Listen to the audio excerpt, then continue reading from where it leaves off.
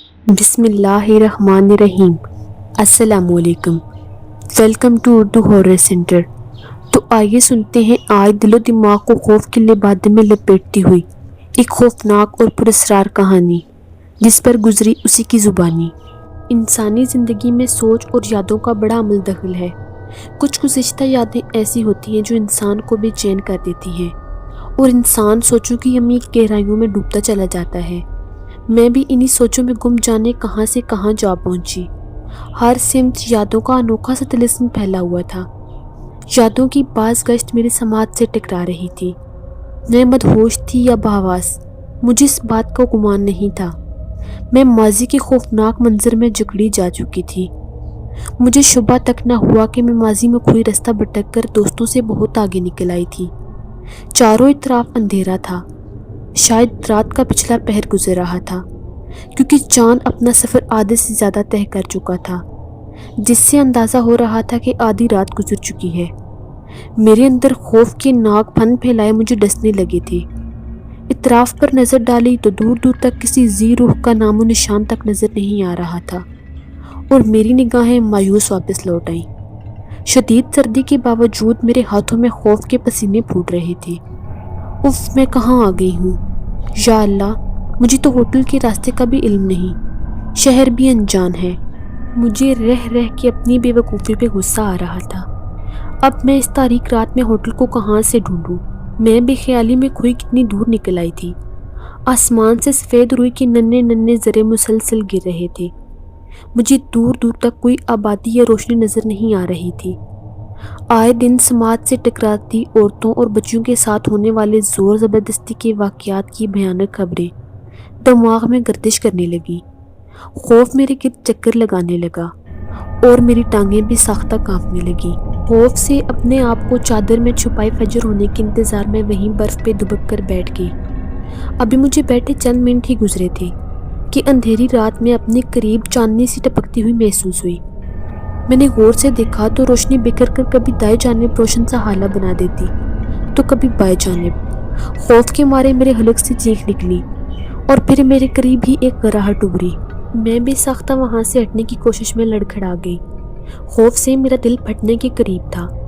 چاندنی کا حالہ اب بجلی کا کوندہ بن کر لپکا اور میں حیران رہ گئی۔ خوف میں لپٹی سرد لہر نے میری ریڑھ کی ہڈی کو اپنی لپیٹ میں لے لیا اور یک بار کی پوری وجود میں سرایت کر گئی۔ موت اپنی تمام تر ہولناکیوں سمیت میری آنکھوں کے سامنے رقصاں تھی۔ اچانک ایک مانوس سی آواز میری سماعت سے ٹکرائی۔ دفتن میرے دماغ میں ایک جھماکہ ہوا کہ نگینہ آئی ہے۔ میں نے آواز کی تعقب میں دیکھنے کے لیے آنکھیں کھولی ہی تھی کہ گراہٹ پھر ابھری اور نوکیلے لمبے لمبے ناخنوں والے ہاتھ میری جانب بڑھے، ایسے جیسے کسی جانور کے پنجے چپٹے ہوں۔ اسی لمحے ایک سفید روشنی نمودار ہوئی اور وہ ہاتھ بھڑک اٹھے۔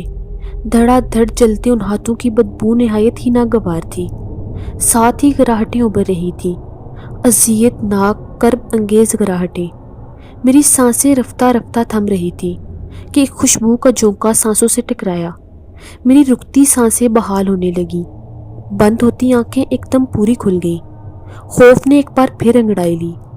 میرے قریب بیٹھی شخصیت آنکھیں موندے بیٹھی تھی اور لب مسلسل حرکت کر رہے تھے۔ لمحہ بلمحہ چہرے پر مسکراہٹ پھیلتی جا رہی تھی۔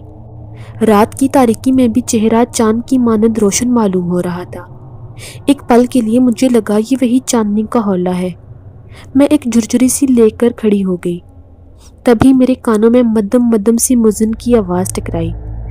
آوازیں انتہائی مدم تھی، یوں معلوم ہوتا تھا جیسے میں آبادی سے میلوں دور ہوں۔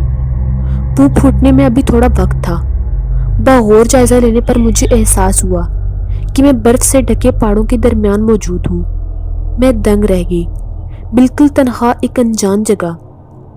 گھبراہٹ اور خوف کی ملی جلی کیفیت سے میری آنکھوں سے آنسو نکل پڑے۔ بے اختیار میں اپنی چادر کو اپنے گرد یوں لپیٹنے لگی جیسے یہ کسی انہونی کی صورت میں میری ڈھال بن جائے گی۔ بیٹا، گھبرانے کی ضرورت نہیں ہے، تم اب محفوظ ہو۔ اللہ کا شکر ادا کرو جس نے تمہیں نئی زندگی بخشی ہے۔